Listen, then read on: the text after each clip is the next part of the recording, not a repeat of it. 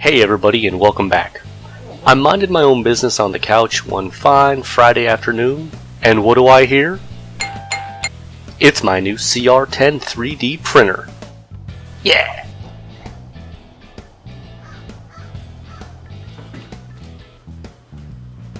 Just to put it out there, this isn't a paid ad video for the printer.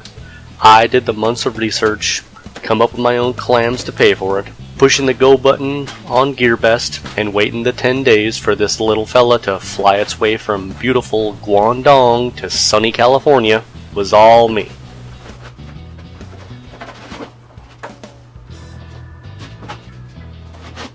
The shipping department at the CR-10 factory does a great job cramming everything in. I was expecting a larger box. I'm going to lay everything out on my kitchen table to see what I got to work with.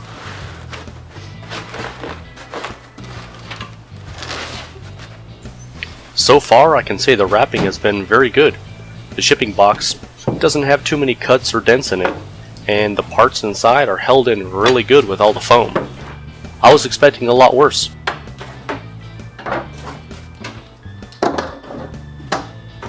In this plain box, they managed to stuff all the parts, tools, filament, and extras for building the printer. For some reason, my printer didn't come with the orange plastic filler things installed.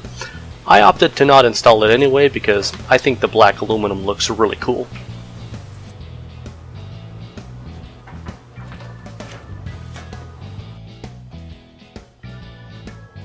From the other videos, the bed wobble is a priority, so if there's any wiggle in the bed, we need to tighten that up real quick.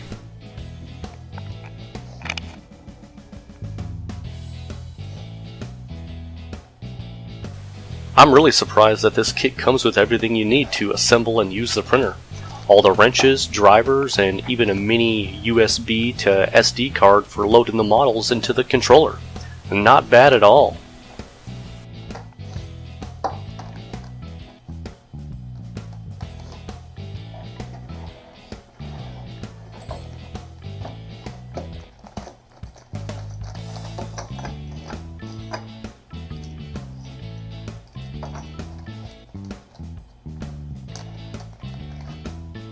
These 4 screws and washers will come in handy later when we mount the Z-axis.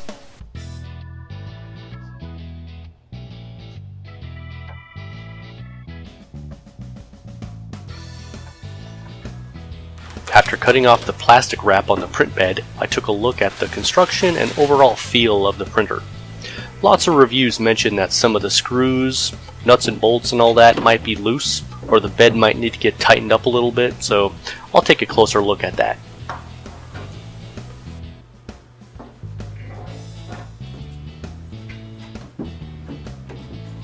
Hey, it looks like they even printed me a leveling wheel.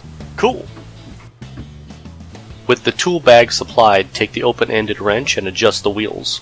They should just contact the V-slots. Don't over-tighten them, this may cause them to bind up a little bit and you're going to get a lot more wear on the wheels. But right out of the box, mine didn't need any adjustment. It was perfect. Weird.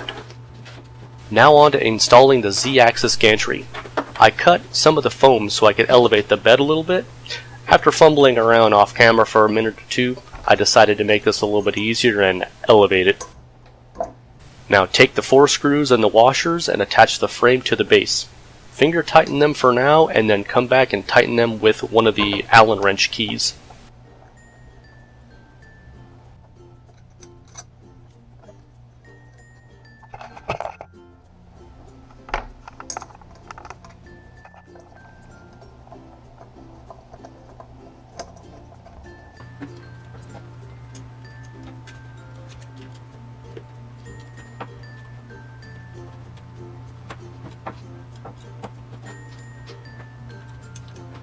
Next, let's attach the limit switch to the left side.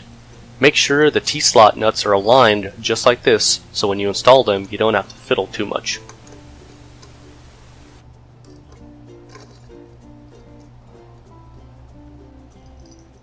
And it's a repeat for the other side.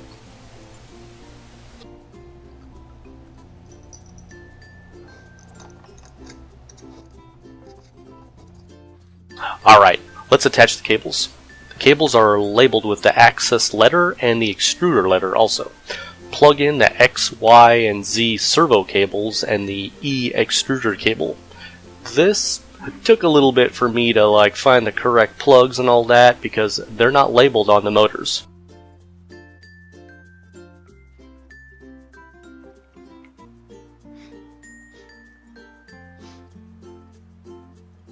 Just take your time and don't bend the pins. Some of the connectors didn't feel real solid of a connection. I'm used to hearing a click or feeling it click, something like that, but these connectors just kind of mushed together and I had to fiddle a little more to make sure that they weren't going to come out.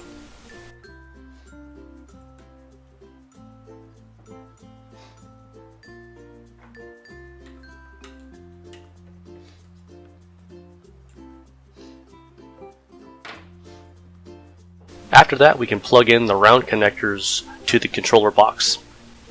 They are different from each other, so that shouldn't be a problem.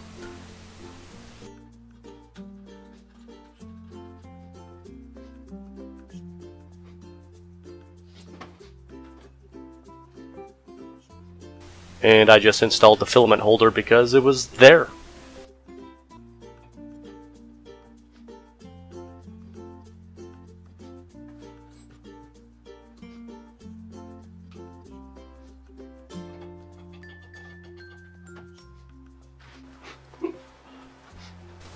I cleaned the glass, and later on I'm going to put down some included masking tape.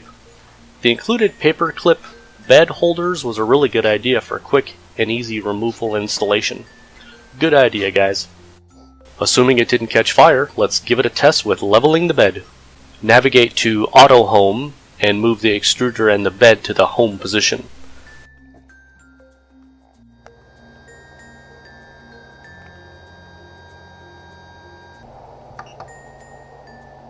Then set the nozzle and bed heat.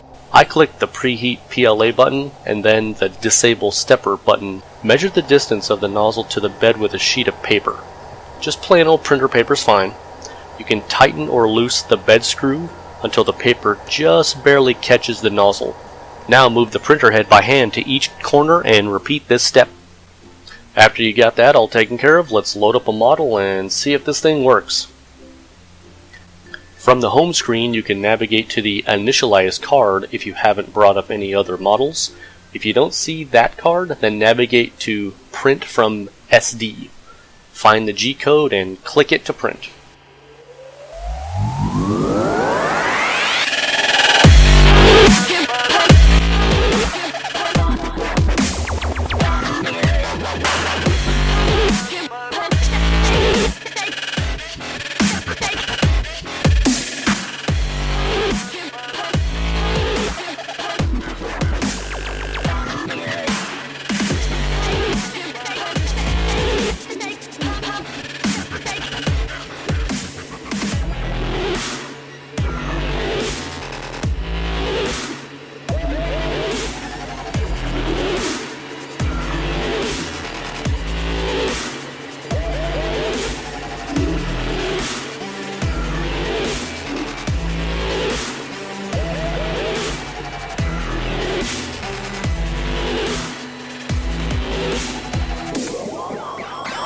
Printed out a new leveler wheel from Thingiverse.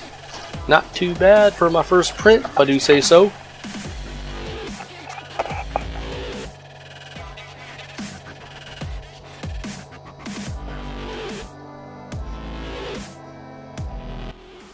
Putting this printer together was much easier than I thought. From all the other videos I saw, I was geared up for a fight. There were no loose screws, no bent housings, no loose belts, no adjusting the eccentric nuts on the bed. None of that. I installed the 4 screws and washers for the Z-axis, plugged in the cables on the control box, and in 20 minutes, I was printing. I printed out another pair of leveling wheels and this Logitech camera. Octoprint videos. Yeah. I am very happy with this printer so far and look forward to seeing what it can do from my woodshop. Thanks for watching and see you next time.